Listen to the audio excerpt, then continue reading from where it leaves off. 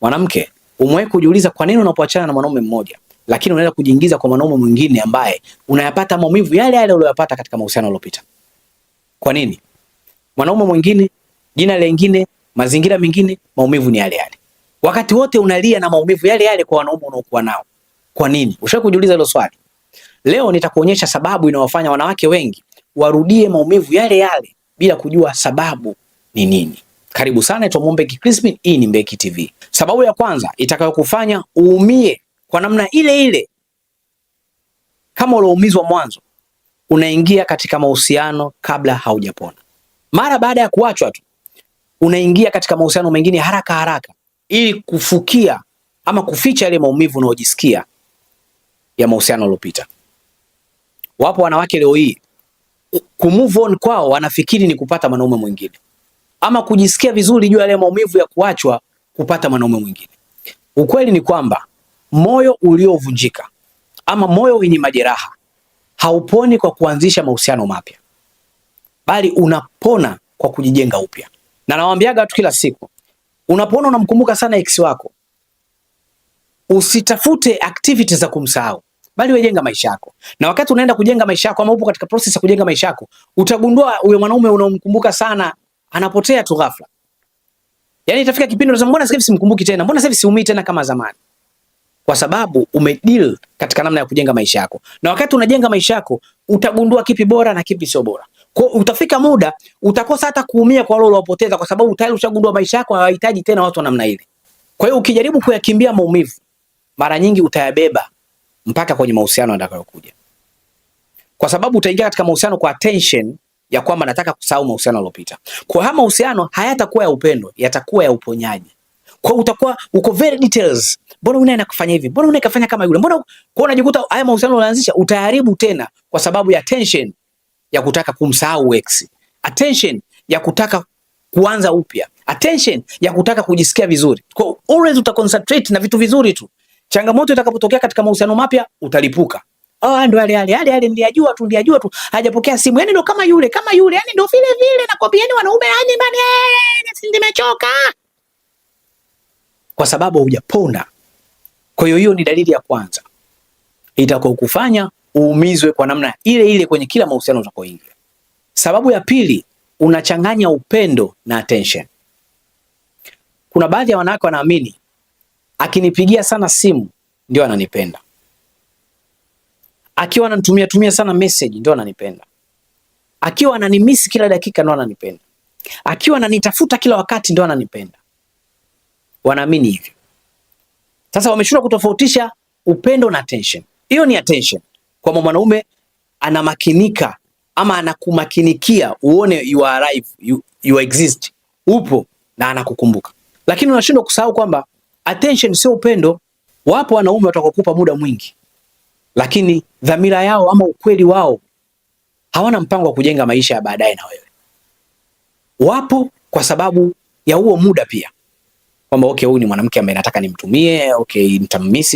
It's very simple. Na ndio maana watu wengi wanachanganyikiwa hapa, wana mixing feelings kwamba huyu mwanaume naona kama anipendi, lakini ndio mwanaume ananitafuta kila dakika, ndio mwanaume ananipa company, ndio mwanaume, lakini simuelewi, yani sielewi, yani unashindwa kuelewa kwa sababu unaona mbona kama anipendi, mbona ndo ananipigia sana simu, mbona kama anipendi ananitafuta, mbona kama anipendi tunalala kitanda kimoja, mbona? Kwa sababu una mix upendo na attention. Jua kutofautisha hivyo vitu viwili. Kwa hiyo ukiwa unapenda sana attention, kuna hatihati ukaingia ama ukahusiana na wanaume watakaokupa hiyo attention kwa lengo la kukutumia. Ndio maana kama utataka kuwa mkweli kwangu, wanaume wengi wakikutaka kukutumia hawaanzi kukuambia mimi tumekutamani. Atakupa hiyo attention unayoitaka. Ataanza kukutumia message sana, ataanza kukupigia sana, ataonesha anakupenda, ataonesha anakujali. Baada ya kupata anachotaka ama baada ya kukuchoka, anarudi nyuma. Unaanza kusema mbona kabadilika, mbona kama nini? No, kwa sababu uliangalia ile attention, ukuangalia upendo. Sasa kuna mtu anataka kukunyima hiyo attention ama akakosa kukupa hiyo attention na akawa anakupenda, ila kwa sababu upendo umeupima katika attentions, anipigii simu, unaweza kushangaa siku nzima hajanitafuta. Huyu kweli ananipenda? Sio, unanielewa? Wakati mwingine mtu akikupenda ana relax. hahitaji kutumia nguvu nyingi kudhihirisha na kupenda. Uwepo wake kwako, uaminifu wake kwako, kujitoa kwake kwako, anaamini hiyo ni moja ya sababu kubwa sana itakokuonyesha wewe anakupenda kwa namna gani. Kwa ukizama kwa anayekupa attention, always maumivu yake yanakuwa yale yale, utakuja kusema oh, baada ya kulala na mimi akabadilika. Oh, baada ya muda akabadilika. Lazima wanakuaga wanabadilikaga. Yaani unasemaga wanabadilika. Sasa mwanaume mwenye upendo habadilikagi. Mwanaume mwenye upendo ana face the fact kwamba kuna changamoto imetokea katika mahusiano yetu, we have to face. Tuipambanie inafanikiwaje. Na mara zote mwanaume aliyekupenda akiachana na wewe, akuachi kwenye njia panda kwamba kwa nini kaniacha ama kwa nini kabadilika. Bali unajua mwanaume wangu kaniacha kwa sababu nimekosea hiki. Ila mwanaume aliyekupa attention lakini hakukupenda, akikuacha anakuchanganya. Kwa sababu mbona siku hizi kapunguza kunipigia simu? Unashangaa mbona kapunguza, sababu hujui. Mbona sasa hivi nikimwambia nimekumisi aniambie tena kama mwanzo, sababu hujui. Mbona siku hizi tukifanya mapenzi haifanyi kama mwanzo, sababu hujui. Mbona siku hizi ananijibu jeuri, sababu hujui. Mbona siku hizi hatuonani kwa mwezi, sababu hujui. Anakuachaga kwenye sababu hujui tu. Kwa sababu gani? Alikupa ile attention ili kukumiliki, kukupata. Sasa kishapata anachotaka, kisha kichoka, anarudi kuwa katika uhalisia sasa. Anatoa ile attention aliyokupa. Ndio maana unakuwa mixing feelings, unachanganyikiwa kihisia. Huyu mtu anakuja anakataa, anakuja anakataa. Kwa hiyo jua kutofautisha my friends. Ukichagua wanaume wale wale wa attention, sio upendo, utaumia kwa namna ile ile ya baadaye. Kwa nini kabadilika? Sawa eh? Kwa sababu nyingine na ukufanya upate maumivu yale yale kwenye kila mahusiano unayoingia ni kuchagua attention dhidi ya upendo. Sababu ya tatu, hautambui thamani yako. Mwanamke anayejua thamani yake na kuitambua haombi upendo, haombi kuheshimiwa, haombi kuzingatiwa, kwa sababu anajua hivyo ni vitu anavyovistahili. Unajua kuomba ni kujiami, kufikiri haustahili, kwa hiyo unaomba. Ila kufikiri unastahili hauwezi kuomba, bali utapokea na utaamini unastahili.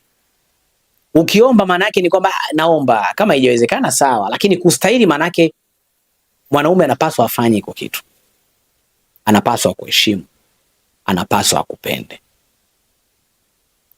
Sawa, anapaswa, sio umuombe. Sasa mwanamke anajithamini ndio pekee anaweza akaelewa thamani yake katika namna kubwa kiango hiko. Ila ukiona unaomba sana, wewe thamani yako bado hujijua. Sababu ya 4, unaamini unaweza kumbadilisha mwanaume. Wanawake wengi wanaingia katika mahusiano wakisema nitamrekebisha, atabadilika kwa sababu ananipenda. Lakini kumbuka, hakuna atakayebadilika kwa sababu umemlazimisha. Mabadiliko ya kweli yanatokea pale mtu atakapoona kuna sababu ya kubadilika na akaamua yeye kubadilika kwa sababu ya faida zake binafsi. Huyu mtu atabadilika, sio kwa sababu ya faida zako ama kwa sababu umemlazimisha. Kwa hiyo ukiwa na staili ya kufikiri unaweza kumbadilisha mwanaume ambaye unaona kabisa hakufai, ina maana unataka kurudia kosa unarudia kwa kila mwanaume unayekuwa naye. Lazima utafakari hizi sababu ninazokupa leo, je, ndio sababu zinazokuingiza katika mahusiano? Yaani ukiona kila mahusiano unaoingia unaona huyu mwanaume ni mbaya, ama kila mahusiano uliwahi kuwepo ukaona kuna hatari, kuna red flags fulani zinatokea na unazipuuza kwa kuamini mtu atabadilika tu kwa sababu anakupenda, jua unataka kulirudia kosa lile lile na matokeo ya kosa hilo yatarudi kuwa maumivu yale yale. Kwa hiyo usiwe na ile dhana ya kusema atabadilika tu kwa sababu ananipenda.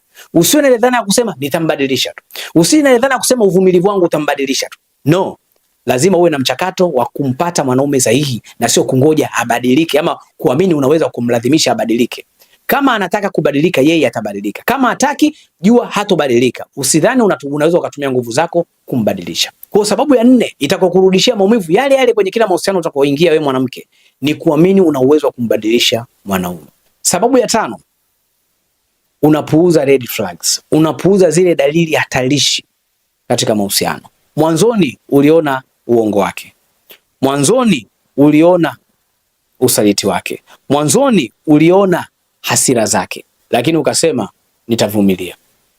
Ukasema pengine anapitia tu kipindi kigumu, pengine ana stress, pengine kakasirika tu. Ukazipuuza kudhani kwamba ni jambo la kupita. Mapenzi hayapaswi kukufanya uwe kipofu. Mapenzi hayapaswi kukufanya usione ukweli ama kuuficha ukweli ama kukubali ukweli. Hapana. Kumpenda mtu hakumaanishi kuficha tabia zinazoweza kukuumiza baadaye. Kwa ukiona unapuuza red flags, dalili hatari katika mahusiano, jua maumivu yako yatarudi kuwa yale yale, kwa sababu tayari ushaoneshwa utaumia, lakini umebakia katika hilo uhusiano lako. Kwa hiyo ni dalili nyingine ya 5. Ukiona unapuuzia red flags, jua mwisho wako unakaribia. Sababu ya 6, unaogopa kuwa peke yako ama unaogopa kubaki peke yako. Watu wengi wanabaki katika mahusiano yanayowaumiza wakiamini kwamba upweke ni mbaya zaidi ama unaumiza zaidi kuliko maumivu ya usaliti ama kuliko maumivu unayopata katika mahusiano. Mtu anaona bora nibakie tu katika mahusiano japo naumia kuliko kuwa mpweke, kuliko kuwa mwenyewe. Kwa watu wengi wanaogopa kuanza upya, wanaogopa upweke, wanaumiaga kwa kufanana katika kila mahusiano. Kwa hiyo ukweli ni huu, ni bora kubaki mpweke, kujitafuta wewe na kuanza upya maisha yako kuliko kubaki katika mahusiano yatakusababishia maumivu ya muda mrefu ama yatakusababishia athari mbaya sana za kuharibu maisha yako ya muda mrefu. Kwa bora uchague upweke kuliko maumivu endelevu. Upweke una muda utakwisha, ila maumivu kwa mtu huyo uliokuwa naye katika mahusiano, manake mpo mnalala mnaamka pamoja, haya yatakuja kuisha. Sawa? Kwa hiyo dalili ya 6, watu wanaogopa kuwa wapweke. Kwa hiyo wako tayari kuvumilia katika mahusiano yanayoumiza kuliko kuwa wapweke. Kwa hiyo lazima ujue upweke unaweza kuwa wa muda, ila maumivu yanaweza kawa ya milele. Sababu ya 7, haujajifunza kutokana na mahusiano yaliyopita. Inatakiwa ujiulize, nimejifunza nini kutoka katika yale mahusiano yaliyopita na yakaniumiza, ili usiyarudie katika mahusiano yako mapya. Sasa baada ya kujiuliza umejifunza nini ili usirudie katika mahusiano mapya, unajiuliza nitamrudishaje? Yaani unajiuliza utamrudishaje yule mwanaume alikuumiza? Utamrudishaje yule mwanaume asiyekupenda? Utamrudishaje yule mwanaume aliyeshindwa kukuheshimu? Unataka kumrudisha. Maana ya kumrudisha ni kwamba hujajifunza ulichokikosea, unataka kukirudia tena kukosea. Ukikataa kujifunza, maisha yatakurudishia somo hilo hilo kwa sura tofauti mpaka pale utakapojifunza. Ukiona kila siku unatokewa na jambo lile lile, maana yake maisha yanakurudishia somo ambalo umeshindwa kujifunza. Leo hii nje na miba, umepita bila viatu, umejichoma. Kesho unapita bila viatu, utaendelea kujichoma mpaka utakapovaa viatu. Sawa sawa? Kwa hiyo ukishindwa kujifunza kutoka katika mahusiano yaliyopita, kuna uwezekano ukataka kuyarudia hayo mahusiano yaliyokuumiza. Kuna uwezekano ukaingia katika mahusiano mengine yenye matatizo kama yale yaliyopita na bado ukajiingiza kukosa kuelewa kwamba haya matatizo yalitokea hata kule nilipotoka. Kwa hiyo lazima ujifunze kutoka katika mahusiano yaliyopita ili upate muongozo mpya na sahihi katika mahusiano mapya utakayoanzisha. Dada yangu, huenda tatizo sio kwamba hauna bahati. Huenda tatizo sio kwamba wanaume wote wabaya. Huenda tatizo sio kwamba wanaume hawakupendi. Hapana, bali pengine Mungu anakupa nafasi ya kuendelea kujifunza kitu ambacho mara nyingi unakikosea kwa kujirudia. Kwa hebu leo jitafakari. Hizi sababu nilizokutajia leo 7 ambazo zinakufanya uumizwe vile vile katika kila mahusiano unayoanzisha. Je, kuna sababu ambayo ni kweli unaitumia katika mahusiano yako hayo mapya unayoanzisha? Kwa sababu hizi ndio zinaweza kuwa sababu za wewe kutaka leo kurudi kwa ex wako. Hizi zinaweza kuwa sababu za wewe kushindwa kumove on. Hizi zinaweza kuwa sababu za wewe kila siku kuingia katika mahusiano ya majanga. Zitazame. Pengine Mungu anataka kukufundisha kitu ukijue, ili unaposema naanza maisha mapya, maana yake unaanza maisha ambayo umejifunza na unayafahamu mwelekeo wake. Mimi nataka nikwambie tu, kama hii video imekusaidia mwanadada, naomba uniandikie hapo. Hii video imekusaidia katika namna gani? Na je, upo tayari kuziondosha hizi sababu zisiwe sababu katika mahusiano yako yanayofuata ama katika mahusiano yako yaliyoko sasa, ili kuepuka kuumizwa kwa namna ile ile wakati wote? Kama hii video imekusaidia, weka comment yako hapa, lakini pia usiache kusubscribe. Lakini pia kwa wale ambao wanahitaji ushauri, namba zangu zipo hizo za simu, nitafute, nitakushauri. Kama unapitia changamoto ya maumivu, unahitaji kupona, nitafute, nitakuponya. Nitakupa njia mbalimbali za kuweza kukuponya maumivu unayopitia. Unahitaji kuingia katika mahusiano, unataka kujua mpangilio mzuri, utaratibu mzuri wa kuingia, nitafute, nitakufundisha. Upo katika mahusiano unatamani kutoka na uwezi, ujui, nitafute, nitakuelekeza. Mimi nakushukuru sana bwana kwa kuwa na mimi mwanzo mpaka mwisho. Usiache kusubscribe. Hadi wakati mwingine tena, nikuage tu kwa sasa. Bye bye.